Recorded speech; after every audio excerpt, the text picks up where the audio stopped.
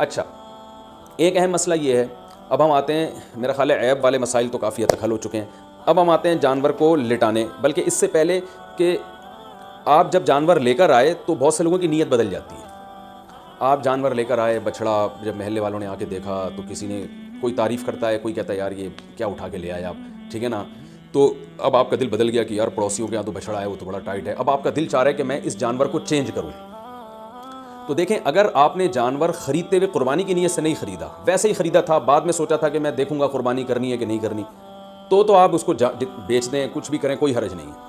लेकिन अगर आपने कुर्बानी की नीयत से ख़रीदा था, जैसे कि 99% लोग बकरा ईद में कुर्बानी की नीयत ही से जानवर ख़रीद रहे होते हैं, घर लाने के बाद आपकी नीयत बदल गई, यार वो पड़ोसी है जो वसीम भाई जो बछड़ा लेकर आए हैं ना, उस पर अलग ही नूर बरस रहा है, और वो हमारे बछड़े के साथ जब खड़ा होता है तो हमारा बछड़ा तो एहसास कमतरी में आए ना, हम एहसास कमतरी के शिकार होते हैं। तो अब आपने इरादा किया ये बछड़ा आप किसी को पहना दें, तो बिल्कुल जायज़ है। जैसे किसी ने आपको पहनाया तो आप भी किसी को बछड़ा पहना सकते हैं।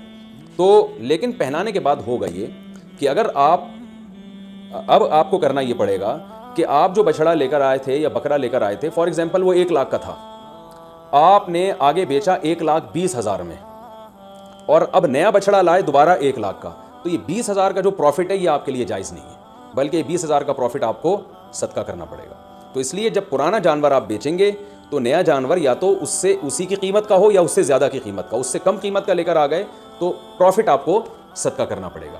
तो ये एक अहम बात है। बेचना बिल्कुल जायज़ है, उसमें कोई हर्ज नहीं है। मैंने कहा जैसे किसी ने पहनाया तो आप भी पहना सकते हैं, तो उसमें कोई हर्ज नहीं, लेकिन प्रॉफिट फिर आपके लिए हलाल नहीं है, क्योंकि ये कुर्बानी की नीयत से जब आपने जानवर खरीदा है, जब आपने कुर्बानी करने की नीयत से खरीद लिया तो अब इसमें प्रॉफिट कमाना आपके लिए जायज़ नहीं रहा। आप बछड़ा लेकर आए, पूरा बछड़ा अपने लिए लेकर आए आप कुर्बानी की नीयत से, तो यहाँ आपने इरादा किया, महल्ले वाले आ गए, वसीम भाई ने कहा यार एक हिस्सा हमें भी दे दो यार, तो आपका इरादा बदल गया, आपने कहा चल भाई, तो आप उसमें से हिस्से भी दूसरों को दे सकते हैं, इसमें भी कोई हर्ज नहीं है। तो ये भी जायज़ है आपके लिए कि उस जानवर में आप सबको शरीक कर लें। तो ये ज़रूरी नहीं है कि आपने अपने लिए गाय खरीदी तो वो पूरी गाय आपके, एक हिस्सा भी आप अपना उसमें रख सकते हैं, 6 हिस्से दूसरों को दे सकते हैं। एक अहम बात ये भी हो गई।